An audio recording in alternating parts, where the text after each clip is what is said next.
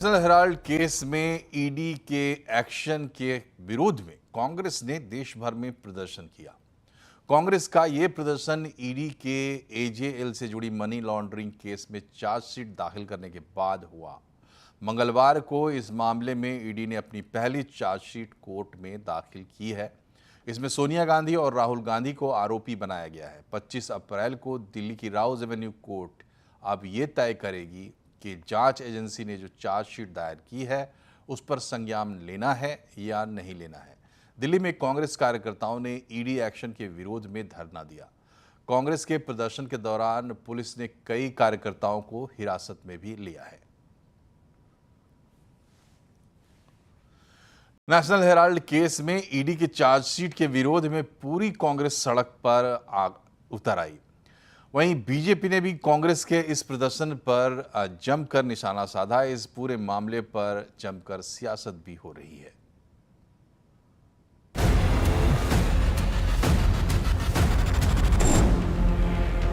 कानूनी शिकंजा कसने लगा तो नई सियासी टेंशन शुरू हो गई, क्योंकि इन्फोर्समेंट डायरेक्टरेट यानी ईडी ने कांग्रेस के सबसे बड़े नेताओं के नाम अपनी चार्जशीट में दर्ज कर दिए हैं। नेशनल हेराल्ड केस में तफ्तीश कर रही जांच एजेंसी की पहली चार्जशीट में जो 7 आरोपी बनाए गए हैं, उनमें सबसे ऊपर सोनिया गांधी और राहुल गांधी का नाम है। फिर Suman Dubey, Sam Pitroda, Sunil Bhandari, young India company और डॉटेक्स मर्चेंटाइज कंपनी को आरोपी बनाया गया है। 2014 में दिल्ली की सत्ता पर बीजेपी के काबिज होने के बाद से ही नेशनल हेराल्ड केस की जांच ने रफ्तार पकड़ी थी और अब चार्जशीट बताती है कि 2010 में एजेएल की 2000 करोड़ की संपत्तियों को हड़पने की साजिश की गई और इसके लिए एजेएल के 99% शेयर सिर्फ 50 लाख रुपए में यंग इंडिया को ट्रांसफर किए गए। जांच में यह भी पता चला कि यंग इंडिया कंपनी कोई चैरिटेबल काम नहीं करती है और 2017 में यंग इंडिया कंपनी ने 414 करोड़ रुपए की टैक्स चोरी भी की। जनता को पता तो चले कि हो क्या रहा है देश में। आपको बुनियादी मुद्दों से ध्यान हटाने के लिए नए नए आपको काम खड़े करने हैं। 19 लाख करोड़ रुपया देश के निवेशकों का डूब गया है पिछले 1 महीने के अंदर, और आपके कान पे जूं नहीं रेंगती। क्या सवाल पूछते हैं ये लोग, परिवार के लोग? भ्रष्टाचार का इनका पूरा आचरण, शेयर की हेराफेरी करो, संपत्ति बनाओ, और ये सारी संपत्ति सरकार के द्वारा दी हुई। ईडी के इल्जामों का जाल गांधी परिवार के इर्द गिर्द ही घूमता है, क्योंकि चार्जशीट में कांग्रेस के दोनों पूर्व अध्यक्ष सोनिया गांधी और राहुल गांधी की भूमिका पर बेहद गंभीर सवाल उठाए गए हैं। चार्जशीट के मुताबिक यंग इंडिया कंपनी में सोनिया और राहुल गांधी की 76% हिस्सेदारी थी, जबकि 24% शेयर मोतीलाल वोहरा और ऑस्कर फर्नांडिस के पास थे। एआईसीसी ने एजेएल को पहले 90 करोड़ 21 लाख रुपए का लोन दिया था, जिसे बाद में 9 करोड़ 2 लाख शेयरों में बदलकर यंग इंडिया के सुपुर्द कर दिया।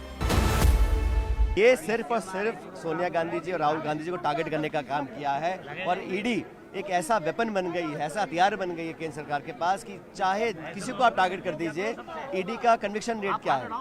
टेक्निकली देखें तो यह भारत के इतिहास का एक विचित्र मामला है, जिसमें कोई एक ऐसी कंपनी 90 करोड़ की देनदारी में बिक गई जिसके पास हजारों करोड़ की संपत्ति थी। नेशनल हेराल्ड केस को बीजेपी ने 14 से ही बड़ा चुनावी मुद्दा बनाया है, जबकि कांग्रेस हर बार इसे सियासत रंजिश बताती है। लेकिन इल्जामों की असल परख अब अदालत में ही होगी, जहां पहली चार्जशीट पर 25 अप्रैल को सुनवाई होनी है। समाजवादी पार्टी के अध्यक्ष अखिलेश यादव ने ईडी को ही खत्म करने की मांग कर दी है। अखिलेश यादव के मुताबिक आज ईडी की कोई जरूरत नहीं है, क्योंकि आर्थिक अपराध देखने के लिए कई और संस्थाएं मौजूद है।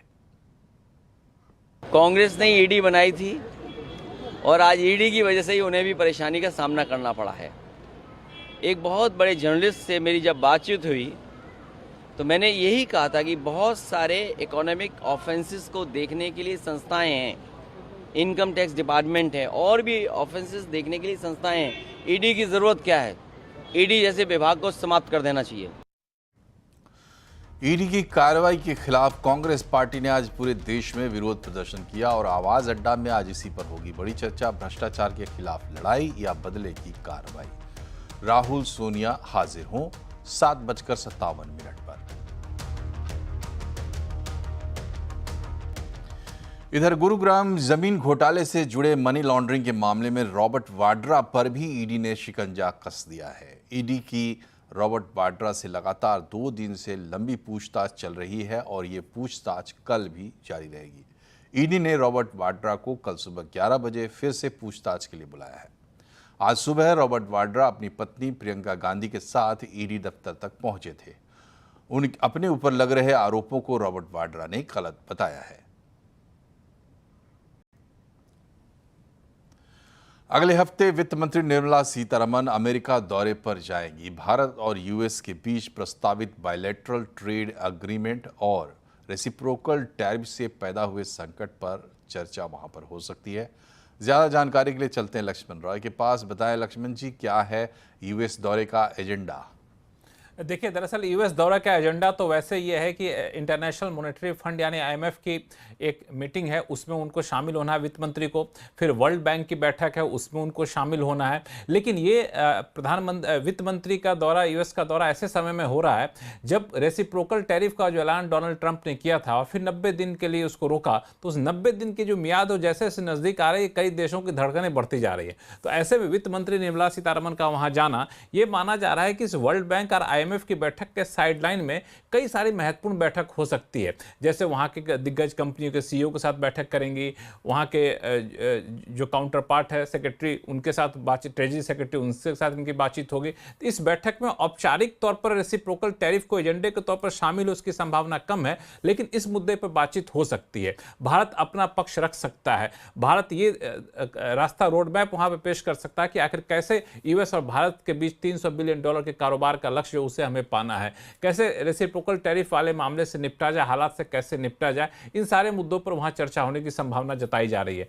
तो ये वित्त मंत्री का यह दौरा 21 तारीख यानी अगले हफ्ते सोमवार से शुरू होकर के 26 अप्रैल तक चलेगी। तो इस दौरान इस नजरिए से भी इस दौरे को देखा जा रहा है कि यहां से कुछ चीजें निकल कर आएंगी तो आगे चलकर दोनों देशों के बीच में बायलैटरल ट्रेड एग्रीमेंट करने में काफी मददगार साबित होगी। बहुत बहुत शुक्रिया आपका लक्ष्मण जी। पढ़ते हैं खबरों में आगे। चीन और अमेरिका के बीच टैरिफ वॉर और गहराता जा रहा है। दोनों देश एक दूसरे पर ताबड़तोड़ टैरिफ लगा रहे हैं, बढ़ा रहे हैं। इससे पूरी दुनिया पर व्यापार संकट और मंदी की आशंका गहराती जा रही है।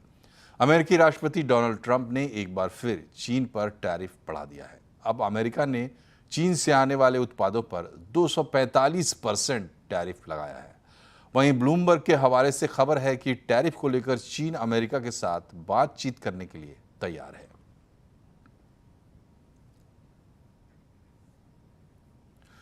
सुप्रीम कोर्ट ने वक्फ संशोधन कानून पर फिलहाल रोक लगाने से इनकार कर दिया है। आज सुप्रीम कोर्ट में वक्फ संशोधन कानून के खिलाफ दायर याचिकाओं पर सुनवाई हुई। डिटेल बता रहे हैं हमारे सहयोगी असीम मनचंदा।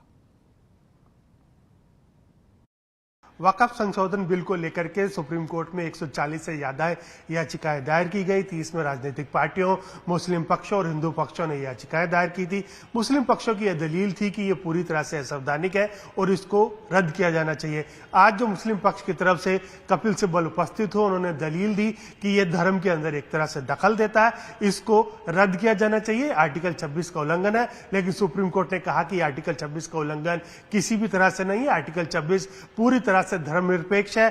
संसद ने हिंदुओं के लिए भी कानून बनाया था और संसद के पास मुस्लिमों के लिए भी कानून बनाने का पूरी तरह से अधिकार है। सरकार ने वक्फ एक्ट का जो संशोधन एक्ट है उसका बचाव किया। उनका सरकार का कहना था कि इसको लेकर के जेपीसी ने विस्तृत चर्चा की है। 38 से ज्यादा बैठकें हुई, सभी जगहों पर जाकर के बातचीत की गई, सभी से इसके ऊपर सुझाव मांगे गए। करीब 98 लाख से ज्यादा इसके ऊपर सुझाव आए, उनके ऊपर भी इसके ऊपर विस्तृत चर्चा हुई। उसके बाद ही ये कानून बनाया बताया गया है। इसको ऐसे ही रद्द करने की कोई भी जरूरत नहीं है। हालांकि सुप्रीम कोर्ट ने कहा कि इसमें कई तरह के क्लैरिफिकेशंस होने की जरूरत है। सुप्रीम कोर्ट ने इसके ऊपर सरकार से कई प्रोविजन के ऊपर क्लैरिफिकेशंस मांगा है। तो सुप्रीम कोर्ट पहले तो इसमें एक अंतरिम आदेश पारित करता, लेकिन सरकार ने कहा कि इस पूरे मामले को सुने जाने की जरूरत है और इसके ऊपर अगर सुप्रीम कोर्ट चाहे तो रोजाना सुनवाई कर सकता है। तो सुप्रीम कोर्ट ने कहा कि हम इस मामले की सुनवाई आगे भी करेंगे और कल दोपहर को 2 बजे दोबारा से इस मामले की सुनवाई होगी। Chief justice of India Sanjeev Khanna ने अपने उत्तराधिकारी के रूप में जस्टिस BR गवई के नाम की आधिकारिक सिफारिश की है। उनके नाम को मंजूरी के लिए कानून मंत्रालय के पास भेज दिया गया है। इसके साथ ही जस्टिस BR गवई का भारत का 52वां मुख्य न्यायाधीश बनना तय हो गया है। ऐसी परंपरा रही है कि मौजूदा CJI अपने उत्तराधिकारी के नाम की सिफारिश तभी करते हैं जब उन्हें कानून मंत्रालय से ऐसा करने का आग्रह किया जाता है। मौजूदा CJI संजीव खन्ना का कार्यकाल 13 मई को खत्म हो रहा है। CJI संजीव खन्ना के बाद वरीयता सूची में जस्टिस गवई का नाम है, इसीलिए जस्टिस खन्ना ने उनका नाम आगे बढ़ाया है। स्टारलिंक के एक बड़े डेलीगेशन ने वाणिज्य मंत्री पीयूष गोयल के साथ आज मुलाकात की। इसमें कंपनी के भारत में निवेश, भविष्य के प्लान और पार्टनरशिप पर चर्चा हुई। इस खबर पर डिटेल जानकारी दे रहे हैं असीम मनचंदा। एलन मस्क की कंपनी स्टारलिंक भारत में सेवाएं देने की संभावनाएं तलाश रही है। कंपनी ने दूरसंचार विभाग के पास लाइसेंस के लिए आवेदन भी किया गया है। पिछले 2 महीने पहले जब प्रधानमंत्री नरेंद्र मोदी अमेरिका गए थे तो वहां उन्होंने एलन मस्क के साथ मुलाकात भी की थी और उस वक्त ही तय हो गया था कि एलन मस्क की कंपनी भारत में जल्दी ही अपनी सेवाएं दे सकती है। अब स्टारलिंक का एक बड़ा डेलीगेशन भारत के अंदर आया हुआ है। इसमें स्टारलिंक के VP और उसके साथ साथ एक सीनियर डायरेक्टर भी शामिल है। इन्होंने आज कॉमर्स मंत्री पीयूष गोयल के साथ मुलाकात की। इस बैठक में विस्तृत चर्चा हुई कि कंपनी भारत में किस तरह से आगे निवेश करेगी, कंपनी की जो भारत में पार्टनरशिप है उनके साथ कैसे लेकर के उसका रोड मैप क्या होगा, वो कैसे आगे बढ़ेंगी। ये भी बता दूं कि कंपनी ने रिलायंस जियो और भारतीय एयरटेल दोनों के साथ अपनी सेवाओं का डिस्ट्रीब्यूशन करने के लिए करार किया हुआ है। अब कंपनी को दूरसंचार विभाग से सिर्फ लाइसेंस का मिलने का इंतजार है, वो भी कंपनी को जल्दी ही मिल सकता है और उसके बाद कंपनी भारत में अपनी सेवाएं दे सकती है। इधर सोने की चमक लगातार बढ़ती जा रही है। सोने की कीमतों में लगातार उछाल देखने को मिल रहा है। आज भी MCX पर दाम रिकॉर्ड 95,000 और इंटरनेशनल मार्केट में दाम रिकॉर्ड $3300 के भी पार निकलते हुए दिखाई दिए। जानकार बता रहे हैं कि भाव जल्द ही 1 लाख के पार निकल सकते हैं। क्या है कारण, बता रही हैं हमारी सहयोगी मनीषा गुप्ता। हम 95,000 पे तो ऑलरेडी खड़े ही हैं आपकी स्क्रीन पे और 2% की तेजी का है। 5,000 की बढ़त कोई बहुत बड़ी बात नहीं होगी। पिछले कई दिनों में जिस तरह की वॉलेटिलिटी रही है, 2-3 हज़ार रुपए पर डे की रेंज के साथ हम कारोबार करते रहे हैं, तो 1 लाख बिल्कुल भी दूर नहीं है। और जी हाँ, जैसे आपने कहा 1.5 लाख, उसकी बात भी एनालिस्ट कर रहे हैं कि आने वाले 2-3 साल में वो लेवल्स भी देखने को मिलेंगे। जोरदार बढ़त इस साल में यहाँ पर देखने को मिली है। 25% की तेजी ऑलरेडी सोना यहाँ पर दर्ज कर चुका है और पिछले साल ये 28% की बढ़त थी। जैसे आपने कहा, वेल इस साल में 3300 ऑलरेडी यहाँ पर है और बाकी के बैंक्स एंड ब्रोकरेजेस मानते हैं कि यहाँ से 3500, 3700 और अगर बहुत ज्यादा हालात खराब हुए कि एक्सट्रीम रिसेशन देखने को मिलता है, टैरिफ्स ऊपर के ऊपर रहते हैं, रेट कट ज्यादा हो जाते हैं, तो फिर हम और भी तेजी यहाँ पर मार्केट्स में होता हुआ देख सकते हैं। $4,000 पर आउंस तक के भी लेवल्स यहाँ पर बैंक्स एंड ब्रोकरेजेस ने दिए हैं। अब फैक्टर्स की अगर यहां पर बात करें तो अगर आप डॉलर इंडेक्स को देखें तो वो नियर 3 ईयर लोज पर कारोबार कर रहा है। 100 के नीचे हमने उसको जाता हुआ देखा है। Yields on the higher side है, जिसका फायदा सोने को आया है। टैरिफ्स हाई हैं, अभी भी अनसर्टनिटी बहुत ज़्यादा है, उसका भी फायदा है।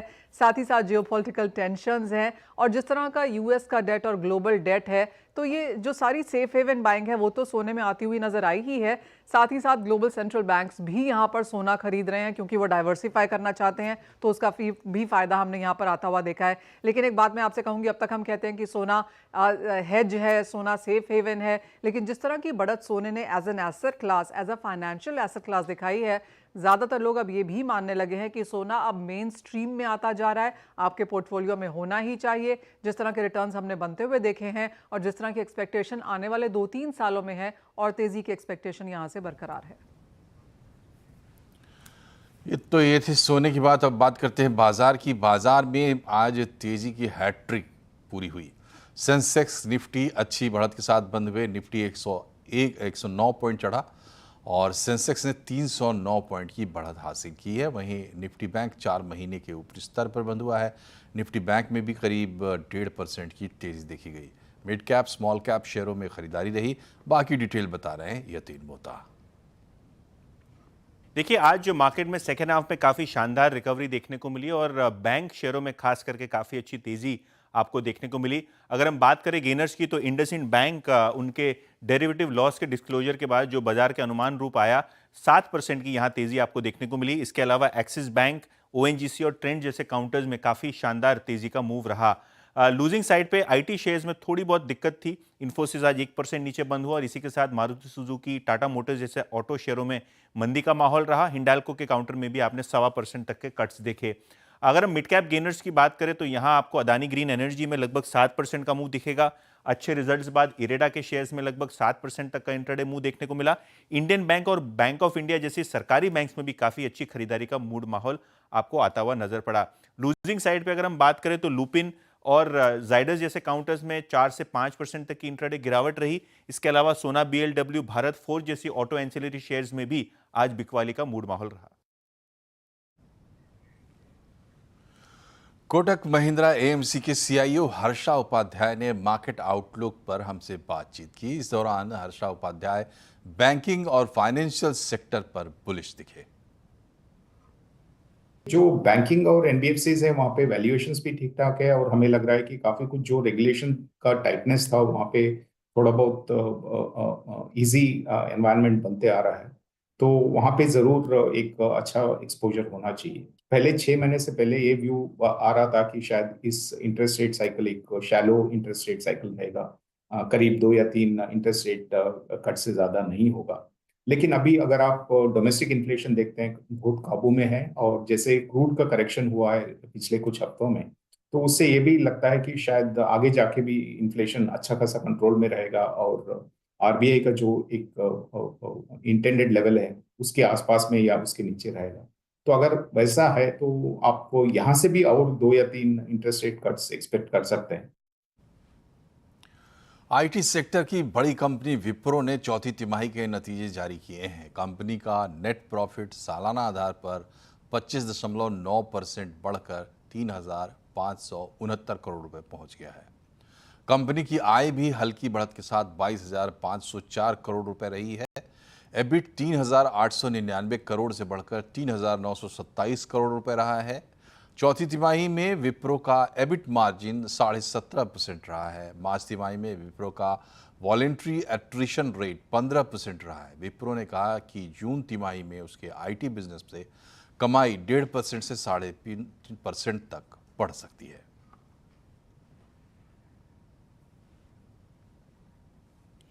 और यहां रुकते हैं एक छोटे से ब्रेक के लिए, लेकिन खबरें अभी और भी हैं, बने रहिए हमारे साथ।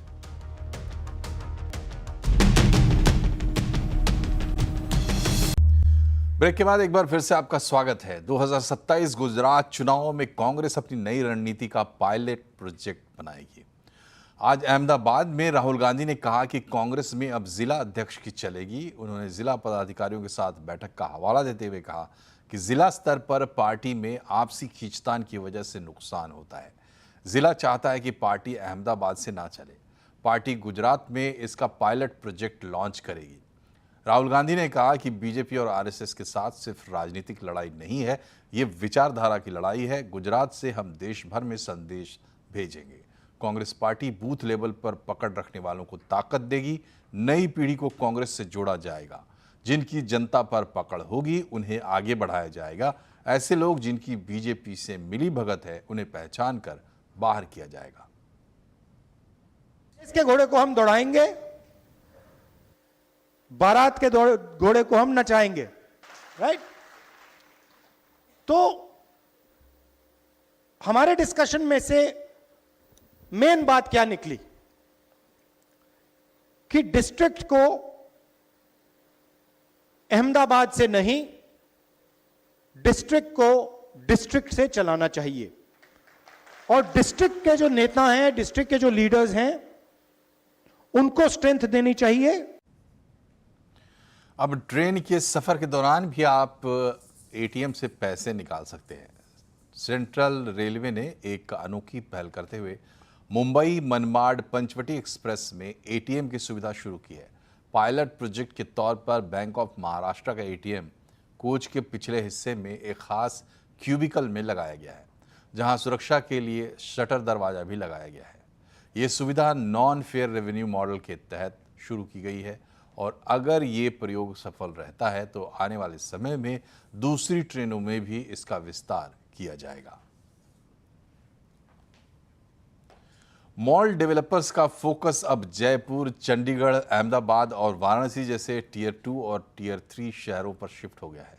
जानकारों के मुताबिक इसके पीछे की वजह छोटे शहरों में लोगों के खर्च करने की बढ़ती क्षमता और ज़मीन की उपलब्धता है, जहां मॉल के बिजनेस में सालाना 10 से 15% का रिटर्न मिल रहा है। दिल्ली, मुंबई जैसे मेट्रो शहरों में मॉल का बिजनेस सैचुरेशन लेवल पर पहुंच चुका है। उसके ऊपर ट्रैफिक जाम की समस्या, ई कॉमर्स के फलने फूलने और ओटीटी के आने से मॉल्स में फुटफॉल कम हुआ है।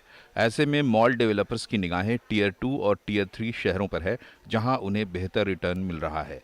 हर हफ्ते आदमी लोग मूवी देखने चले जाते थे, बट अब एंटरटेनमेंट की जो रिक्वायरमेंट है वो चेंज हो रही है। एंड उसी हिसाब से हमारे जो नए प्रोजेक्ट्स आ रहे हैं उसके अंदर हमारे सिनेमा का साइज, सिनेमा के स्क्रीन्स चेंज होते जा रहे हैं और एंटरटेनमेंट के नए ऑप्शंस बनाते जा रहे हैं। फैमिली एंटरटेनमेंट सेंटर का साइज बड़ा होता जा रहा है। सो ये सारे चेंजेस अब नए डिजाइन के अंदर हम लोग डालते जा रहे हैं, जिसमें जो भी प्रीमियम एलिमेंट्स चाहिए आपको, instead of just ordering it online, you are able to just walk and pick it up. So that's really our concept for the plazas, and we think that it will do very, very well. Real estate service firm Cushman and Wakefield के मुताबिक सस्ती दरों पर जमीन की उपलब्धता, premium malls की कमी और घरेलू ब्रांड्स के साथ इंटरनेशनल ब्रांड्स की टियर 2 और टियर 3 शहरों में बढ़ती दिलचस्पी मॉल बिजनेस में शिफ्ट के बड़े कारण है। साथ ही कंज्यूमर्स का शिफ्ट भी छोटे शहरों में मॉल बिजनेस के लिए बड़े मौके की तरह है। सो टियर 2, टियर 3 सिटी में जो मॉल होंगे वो बड़े शहरों के आधे होंगे, लेकिन ये एक किसी सिंगल आदमी के या किसी इंस्टीट्यूशन के ओनरशिप में होंगे, जिन्होंने उस मॉल को बड़े शहर की मॉल और इंडिया से बाहर के मॉल को देख के उन्होंने सीख के उस मॉल को डिजाइन किया है और एक जोनिंग की है, और उस तरह से फिर ये जो मॉल बड़े शहरों में चल रही है और ये अट्रैक्ट होती है, वैसे ये छोटे शहरों में होंगे, साइज उनकी थोड़ी छोटी होगी। पैसिफिक, रहेजा जैसे लोकल डेवलपर्स ही नहीं बल्कि नेक्सस, फीनिक्स और लुलु जैसे इंटरनेशनल चेन्स भी मिनी मॉल्स के जरिए देश के टियर 2 और टियर 3 शहरों में बड़े पैमाने पर मॉल बिजनेस में निवेश कर रहे हैं। कोविड के बाद पिछले 4 साल में जितना निवेश नहीं हुआ, उतना निवेश पिछले 1 साल में हुआ है, जिसकी वजह से FY26 में करीब 123 lakh crore square feet area में मॉल एक्सपेंशन की उम्मीद जताई जा रही है। आलोक प्रियदर्शी, गुरुग्राम। पॉलिसी के साथ बुलेटिन में फिलहाल इतना ही, लेकिन खबरों पर रहिए लगातार अपडेट और इसके लिए जुड़े रहिए हमारे सोशल मीडिया हैंडल्स के साथ। नमस्कार।